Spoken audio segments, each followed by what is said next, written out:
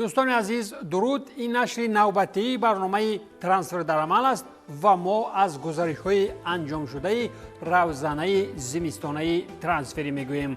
یان ویلا باشد برعکس عمل دو بازیگر وست هم یونایتد به انگلیس آمد و تیم وست برامویچ را انتخاب کرد. بازیگر فرانسوی که از تابستان بیکار بود از این پس در صف دست از چمپیونشیپ برآمد میکند. فرانسوی 33 ساله که یک زمان در صف روبین قزان بود با تیم انگلیس شرطنامه به مدت 1 سال دارد.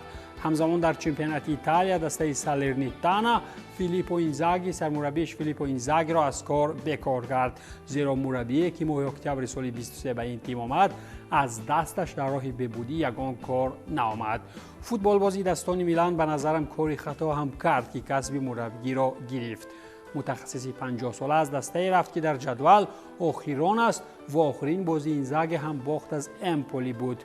اینزاگی که بعد تلاش ششم ناموفق مربی دیگر نمیداند در کجا جای کار بیابد. گپی دیگری بازاری در سری آ این سوداکاری اتلانتا از برگامو می باشد.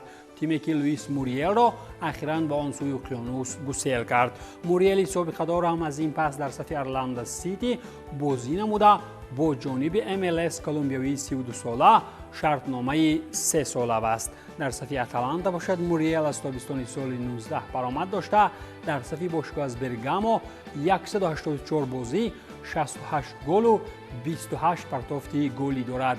بعد این کار بهر کار کردن چند تنگه دیگر به ملک امریکاییان رفت. جسی لینگارد باشد با تیم کره سئول شرطنامه 2 ساله است. هرچند که بسیاری با بارسا رفتن سابق بازیگر امیو را میگفتند ولی او در کره کاری معاشش قریب 1 میلیون پوند را دریافت. سابق نیمه‌نهایی 31 ساله منچستر یونایتد بعد آنی که چند پیشنهاد از عربستان و ترکیه را قبول نکرد بعد نیم سال تنفسی ناتینگهام فارست در کره کمر سخت ترنگ میکند. دسته های توپی ترکیه باشند در نامدن جسی لینگارد هم بازیگر زیاد میابند. مثلا گالاتاسرای با سرژ آریه بر عوض 100,000 یورو از ناتینگهام فارست شرطنامه امضا کرد و باز کارلوس وینیسیوس را از فولخن با نرخ 600,000 یورو به اجاره گرفت.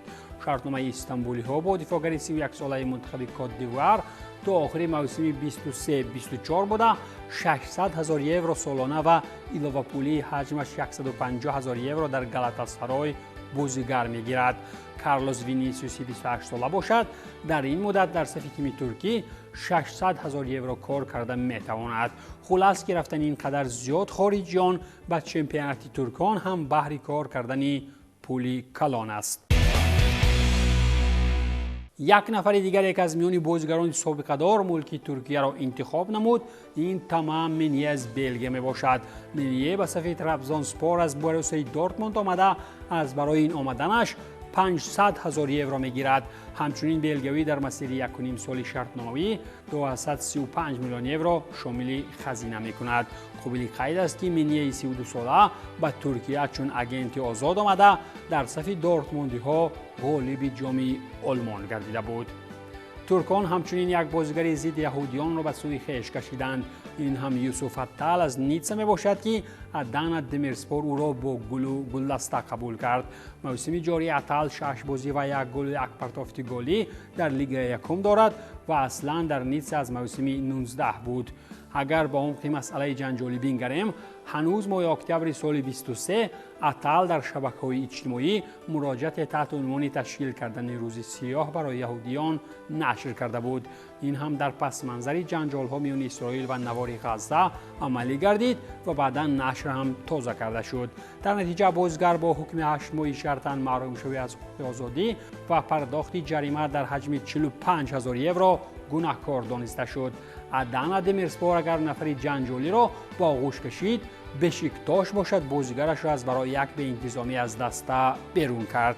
شرطنامه با امیرخان دلیباشی 21 ساله است برای ناراضگی مخلصان اطراف پیداشوی صحیفه با نام و عکس بازیگر در تیندر قطع کرده شد. هرچند بازیگر آن را فیک هم نامیده باشد ولی از برای ثبت نامشوی در سامانه‌های شناسایی اخیراً بازیگر به دست ماند. برای فهم بودن این قضیه باید گفت که تیندر سامانه است که در آن نفران سنی سالی از 18 سال بالا برایشان وقت شناسایی ها جفتی مناسب پیدا می کنند.